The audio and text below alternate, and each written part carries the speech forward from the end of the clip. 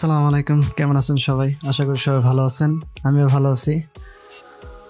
So অনেকদিন পর আসলাম, কারণ হচ্ছে আমাদের এটা নেটের সমস্যা ছিল, যার কারণে এই কদিন আপনাদের সামনে আসতে পারিনি। সো আজকে আসলাম নতুন একটা ভিডিও নিয়ে। সো একটু আগে যে ভিডিওটা দেখলাম সেটা কিভাবে ক্রিয়েট করব সেটা দেখব। সো প্রথমে আমরা যেটা করব সেটা হলো আমাদের এখান থেকে 2-3টা ইমেজ আমরা যেটা কাজ করছি সে ধরনের ইমেজ দিয়ে আমি এখানে দেখাবো। সো আমি এখানে 2টা ইমেজ এবং একটা ভিডিও নিছি এবং একটা অডিও নিছি। এইটা দিয়েই আমি এখান থেকে মূলত দেখাবো যে কীভাবে এটা কাজ করে। সো কাজ যাওয়ার আগে একটা কথা বলে নেই, সেটা হলো যে আমার চ্যানেলে যদি নতুন হয়ে থাকেন তাহলে অবশ্যই কিন্তু সাবস্ক্রাইব করবেন এবং বেল আইকনে ক্লিক দিয়ে রাখবেন, যাতে করে নতুন ভিডিও আপলোড করার সাথে সাথে আপনার কাছে পৌঁছে যায়। সো প্রথমে আমরা যেটা করব, আমরা প্রথমে আমাদের যে ভিডিওটা আছে সেই ভিডিওটা আগে আমরা এখান থেকে ইনপুট করব। আমি এখান থেকে একটা ভিডিও নিয়ে রাখছি, আমরা তো জানি যে এটা কীভাবে ইনপুট করতে হয়।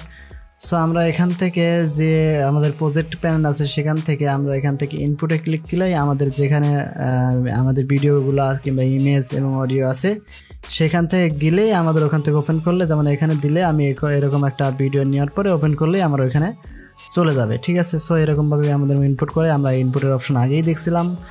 আর যদি সেগুলো না দেখে থাকেন তাহলে আমার আগের যে ভিডিওগুলো আছে সেগুলো দেখলে অবশ্যই এগুলো জানতে পারবেন। সো প্রথমে আমরা যেটা করবো সেটা হলো আমাদের ভিডিওর যেটা আছে, আমরা এই যে 2 নাম্বার যে টাইম লাইন আছে আমাদের এখানে 2 নাম্বার ভিডিও যেটা আছে সেটাতে আমরা এখান থেকে ক্লিক করব, ঠিক আছে। ক্লিক করে আমরা এখানে ড্রাগ করব। ড্রাগ করার পরে যে আমার এখানে কিন্তু অনেকটা দেখা যাচ্ছে, আমরা একটু ছোট করে নিলাম। এই যে আমি 30 সেকেন্ড করে নিলাম। এই যে এখান থেকে আমার কিন্তু দেখা যাচ্ছে অনেকগুলা আমার এখান থেকে ডেউ করে আসতেছে। এই যে আমি যদি একটু প্লে করি এইরকম করে আসতেছে, ঠিক আছে। এখান থেকে আমরা যেটা করব প্রথমে সেটা হলো এখান থেকে যে আমাদের যে ইমেজ আছে আমাদের ইমেজগুলো আমরা নিচে ড্রাগ করে দিব। এই যে এরকম করে ড্রাগ করে দিব আমরা। এই যে আমাদের ইমেজগুলো আমরা ড্রাগ করে দিলাম। আমি একটু বড় করে নিচ্ছি টাইম লাইনটা। এখান থেকে একটু বড় করে নিলাম। এই যে এতটুকু পরিমাণ নিলাম, 15 সেকেন্ড নিলাম। নেওয়ার পরে আমরা এখান থেকে যতটুকু আমার প্রয়োজন আমি ততটুকু নিলাম। পরবর্তীতে আমি এটা কাট করে দিলাম, ঠিক আছে। এই যে কাট করে দিলাম।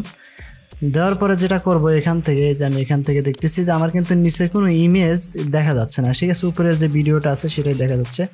আমরা এখান থেকে 2-3 রকম করে এটা কাজটা করতে পারবো। সো প্রথমে আমরা এই ইফেক্টসে যাব। ইফেক্টসে যাওয়ার পর আমরা যদি কালার কি দিয়ে কাজ করি তাহলে কালার কি দিয়ে কাজ করতে পারবো। এখান থেকে আমরা উপরে এই সার্চ বার যেটা আছে সেটাতে আমরা কালার কি লিখবো। আমরা উপরে অলরেডি কালার কি লিখে রাখছি, ঠিক আছে। এটা আমরা কালার কি লিখবো। কালার কি লেখার পরে আমাদের যে প্রথম যে ভিডিওটা আছে সেটার উপরে আমরা এটা ড্রাগ করে ছেড়ে দিব। ছেড়ে দেওয়ার পর আমরা যাবো হলো ইফেক্ট কন্ট্রোলে। এই ইফেক্ট কন্ট্রোল যেটা আছে আমাদের ইফেক্ট কন্ট্রোলে যাওয়ার পর এখানে যে আইডোপার আছে আইডোপারে আমরা ক্লিক দিব। দেওয়ার পর আমরা যেখানে একদম পুরোই ব্ল্যাক, আমাদের কিন্তু ব্যাকগ্রাউন্ডটা পুরোই ব্ল্যাক, ঠিক আছে। আমি এই ব্ল্যাকের এখানে ক্লিক করলাম।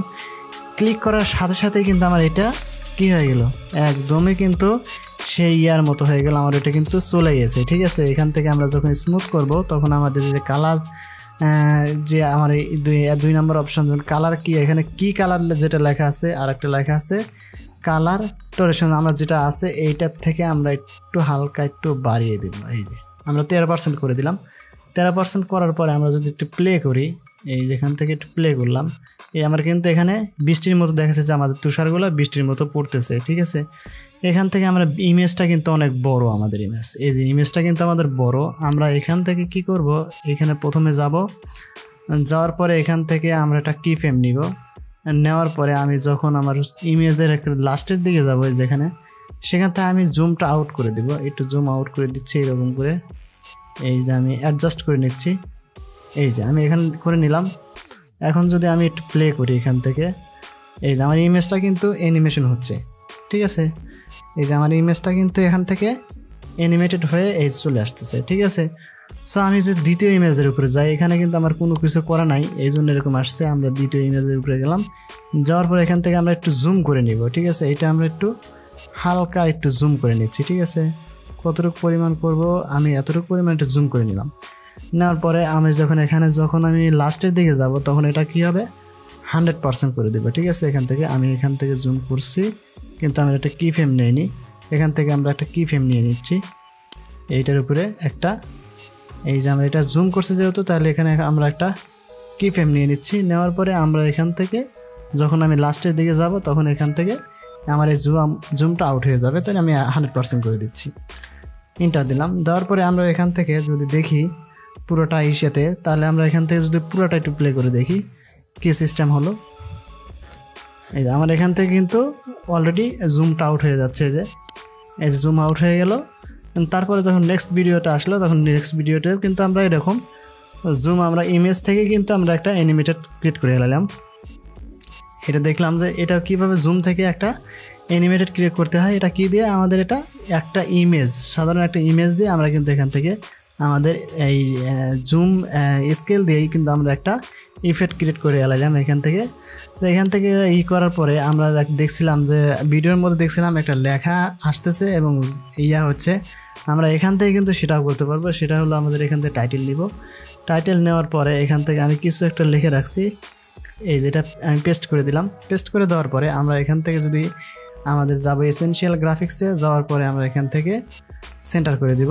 এই যে সেন্টার করে দিলাম। দেওয়ার পরে এখানে আমরা অনেক কিছু করা আছে, সেজন্য আমার কিছু করা লাগলো না। এখান থেকে আমাদের এই যে বোল্ড করা আছে, আমাদের লেখার কালার দেওয়া আছে, ঠিক আছে। এখানে অতিরিক্ত বোল্ড করা আছে, ফিল কালারটা দেওয়া আছে, এই জন্য এরকম হলো। আমি এখান থেকে এইটা আমি যে ধরনের কালার দিছি ভিডিওতে, আমি সেম কালার আমি এখান থেকে দিচ্ছি।